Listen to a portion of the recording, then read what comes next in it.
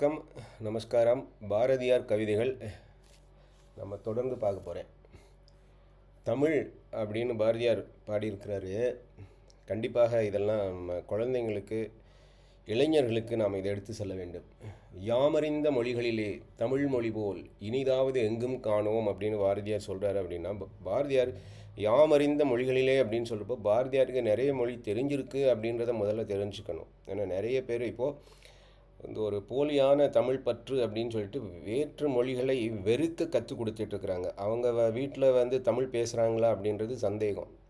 தமிழ்நாட்டில் ஒரு தாய் தமிழில் பேசுகிறவங்க தனது குழந்தைங்களுக்கு வேற்று மொழிகளை வெறுக்க கற்றுக் கொடுக்க மாட்டாங்க அப்படின்றது எனது ஆணித்தரமான நம்பிக்கை. அதே மாதிரி தான் ஒரு இந்துவாக இருக்கிறவன் வேறொரு மதத்தை வெறுக்க கற்றுக் கொடுக்கறதுக்கு ஒரு தாயோ இல்லை தந்தையோ முயற்சி பண்ண மாட்டாங்க அப்படின்றது எனது சிந்தனை.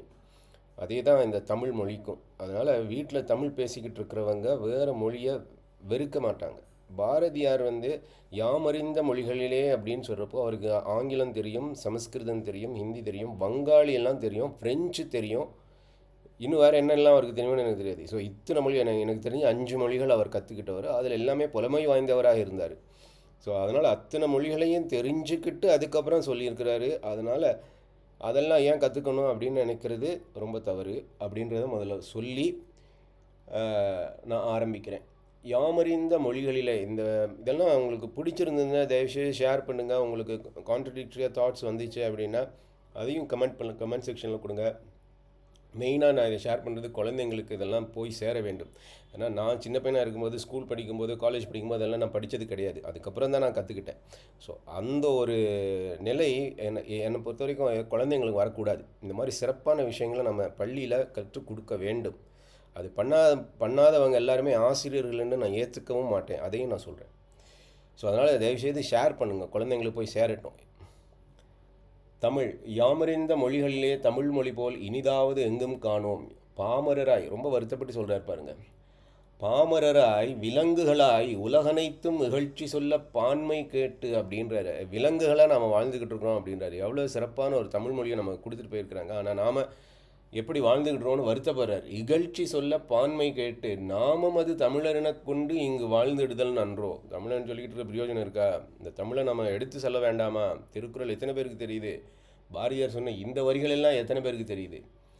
வாழ்ந்துடுதல் நன்றோ. நம்ம பாரத பிரதமர் நிறைய இடத்துல போய் தமிழ் பாரதியாரெல்லாம் சொல்லிகிட்டு இருக்காரு. என்றைக்காவது ஒரு தமிழ்நாட்டில் இருக்கிற அரசியல்வாதிகள் பாரதியாருடைய வரிகளை சொல்லுவாங்களா? இந்த மாதிரியான வரிகளை என்றைக்காவது சொல்லி கேட்டுருக்குறோமா நம்ம? வாழ்ந்திடுதல் நன்றோ செல்லீர் தேம மதுர தமிழோசை உலகமெல்லாம் பரவும் வகை செய்தல் வேண்டும் அப்படின்றார். அதுதான் பாரத பிரதமர் நிறைய வெளிநாடுகள் போகிறப்பெல்லாம் யூஎனில் கூட போய் தமிழ் வரிகளை சொல்லியிருக்கிறார் பாரதியாரை பற்றியெல்லாம். தேமதுர தமிழோசை உலகமெல்லாம் பரவும் வகை செய்தல் வேண்டும். நல்லா புரிஞ்சுக்கணும். நம்ம தமிழ்நாட்டில் வேற்று மதத்துக்கு போயிட்டு வேற்று மத மொழிகளை ஆட்டோலெல்லாம் பார்க்க முடியுது. இவங்க விட்டால் தமிழ்நாடுன்றதையே மாற்றிடுவானுங்க. அதையும் நம்ம சொல்லி ஆக வேண்டும். அப்புறம் யாமறிந்த புலவரிலே, ரொம்ப முக்கியமான வரிகள் இது.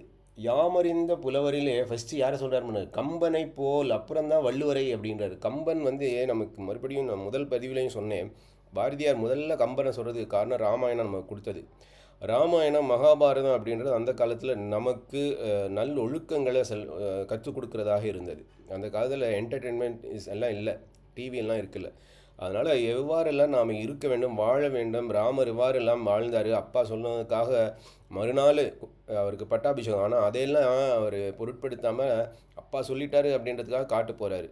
எவ்வளோ சிறப்பு! அண்ணன் போகிறான் அப்படின்னு சொல்லிட்டு ராமனுடைய தம்பி லக்ஷ்மணனும் போகிறாங்க, மனைவியும் கிளம்புறாங்க. இதெல்லாம் நிறைய விஷயங்கள் இந்த மாதிரி நாம் கற்றுக்கிட்டு இருக்கலாம் ராமாயணத்திலேருந்து. அந்த மாதிரியான சிறந்த விஷயங்களை நமக்கு தமிழில் கொடுக்குறாரு கம்பன். அப்படின்னா என்ன அர்த்தம்னா, கம்பன் சமஸ்கிருதம் படிச்சிருந்துருக்கிறாருன்னு அர்த்தம். இதெல்லாம் நம்ம சிந்தித்து போற்றி அவங்க வழியில் நம்ம வரணும். அதனால தான் முதல்ல கம்ப ராமாயணம் கொடுத்த கம்பரை முதல்ல சொல்லி அதுக்கப்புறம் வள்ளுவர் சொல்கிறாருன்னு எனக்கு தோணுது. யாமறிந்த புலவரிலே கம்பனை போல், வள்ளுவர் போல், இளங்கோவை போல் புவிதனில் யாங்கானுமே பிறந்ததில்லை. எவ்வளவு ஃப்ரெஞ்சு, இங்கிலீஷு, பெங்காலி, சான்ஸ்கிரிட் எல்லாம் தெரிஞ்சவர் சொல்கிறாரு யாமறிந்த புலவரிலே அப்படின்னு சொல்லிட்டு.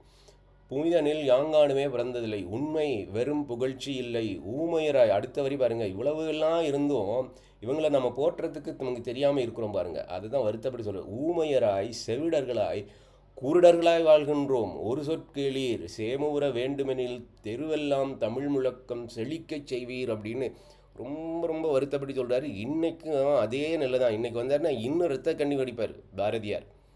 அதுதான் ரொம்ப வருத்தமாக இருக்குது. தமிழ் தமிழ் அப்படின்னு முழங்கிக்கிட்டு தமிழை அழிச்சிக்கிட்டு இருக்கிறாங்க இங்கே. வருத்தமாக இருக்குது. என்ன பண்ணுறது? வள்ளுவருடைய இதையும் மாற்றி மதத்தை மாற்றி கம்பனுடைய மதத்தையும் மாற்றிக்கிட்டு இருக்கிறாங்க. கம்பனுடைய ஃபோட்டோஸ் எடுத்து தேடி பார்த்தோன்னா கம்பனுக்கு பொட்டு இல்லாமல் ஃபோட்டோஸ் எல்லாம் வந்துக்கிட்டு இருக்கு. பிறநாட்டு நல்லறிஞர் சாஸ்திரங்கள் தமிழ் மொழியில் பெயர்த்தல் வேண்டும். நல்லா புரிஞ்சுக்கணும். என்ன, பிறநாட்டிலையும் சாஸ்திரங்கள் நல்ல சாஸ்திரங்கள் நல்ல அறிஞர்கள் இருக்கிறாங்க அப்படின்றத வாரியார் ஒத்துக்கிட்டு இருக்கிறார் பாருங்க. பிறநாட்டு நல்லறிஞர் சாஸ்திரங்கள் தமிழ் மொழியில் பெயர்த்தல் வேண்டும். இரவாத உடைய புது நூல்கள் தமிழ் மொழியில் இயற்றல் வேண்டும்.